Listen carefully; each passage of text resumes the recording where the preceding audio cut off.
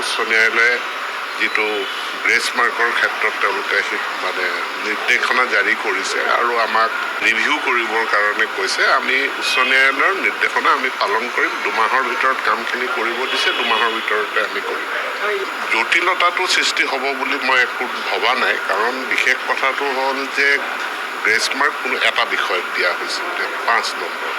এতিয়া উচ্চ ন্যায়ালয়ে কৈছে যে গড়টো উলিয়াব লাগে। যদি এজন কেণ্ডিডেটে এটা ছাবজেক্টত 75 পাইছিলে, তেওঁ কোনোবা এটাত 55 পাইছিলে এটা ছাবজেক্টত, য'ত গ্ৰেছ মাৰ্কৰ জৰিয়তে এইটো 60% হ'ল। কিন্তু এতিয়া এভাৰেজ উলিয়ালেও ফলাফলটো একেটাই হ'ব।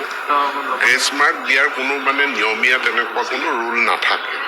গতিকে সেই বছৰটোত নিৰ্দিষ্ট কিছু পৰিস্থিতিত হয়তো গ্ৰেছ মাৰ্ক দিয়াৰ সিদ্ধান্ত গ্ৰহণ কৰিছিল।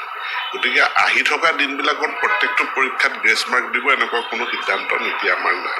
মানে অতি জটিলতালৈ যোৱাতকৈ বস্তুবোৰ লাহে লাহে পৰ্যায়সমূহ নাই, নিশ্চিতভাৱে। গতিকে চব শিক্ষা বিভাগত বহুতখিনি জটিলতা আছিল। নিযুক্তি প্ৰক্ৰিয়াটো আমি স্বচ্ছ কৰিব বিচাৰিছোঁ আৰু কোনো ধৰণৰ ছাবজেক্টিভ ইভালুৱেশ্যন নকৰাকৈ মাৰ্ক বেছড এটা ইভালুৱেশ্যন কৰিব বিচাৰিছোঁ, যাতে সম্পূৰ্ণ মেধাৰ ভিত্তিত আমি যোগ্য প্ৰাৰ্থীসকলক নিৰ্বাচিত কৰিব পাৰোঁ।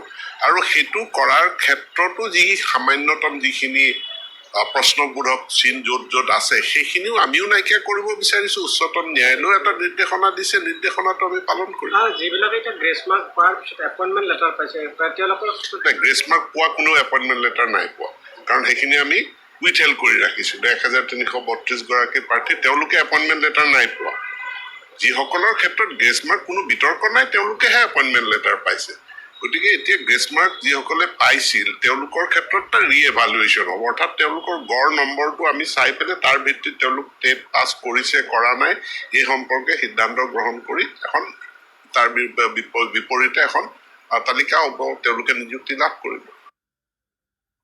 উচ্চ ন্যায়ালয়ে যিটো গ্ৰেছ মাৰ্কৰ ক্ষেত্ৰত তেওঁলোকে মানে নিৰ্দেশনা জাৰি কৰিছে আৰু আমাক ৰিভিউ কৰিবৰ কাৰণে কৈছে। আমি উচ্চ ন্যায়ালয়ৰ নিৰ্দেশনা আমি পালন কৰিম। 2 মাহৰ ভিতৰত কামখিনি কৰিব দিছে, 2 মাহৰ ভিতৰতে আমি কৰিম।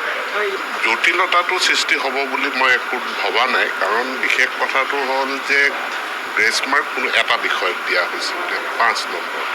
এতিয়া উচ্চ ন্যায়ালয়ে কৈছে যে গড়টো উলিয়াব লাগে। যদি এজন কেণ্ডিডেটে এটা ছাবজেক্টত 75 পাইছিলে, তেওঁ কোনোবা এটাত 55 পাইছিলে এটা ছাবজেক্টত, য'ত গ্ৰেছ মাৰ্কৰ জৰিয়তে এইটো 60% হ'ল। কিন্তু এতিয়া এভাৰেজ উলিয়ালেও ফলাফলটো একেটাই হ'ব। গ্ৰেছ মাৰ্ক দিয়াৰ কোনো মানে নিয়মীয়া তেনেকুৱা কোনো ৰুল নাথাকে। গতিকে সেই বছৰটোত নিৰ্দিষ্ট কিছু পৰিস্থিতিত হয়তো গ্ৰেছ মাৰ্ক দিয়াৰ সিদ্ধান্ত গ্ৰহণ কৰিছিল। গতিকে আহি থকা দিনবিলাকত প্ৰত্যেকটো পৰীক্ষাত গ্ৰেছ মাৰ্ক দিব এনেকুৱা কোনো সিদ্ধান্ত নীতি আমাৰ নাই।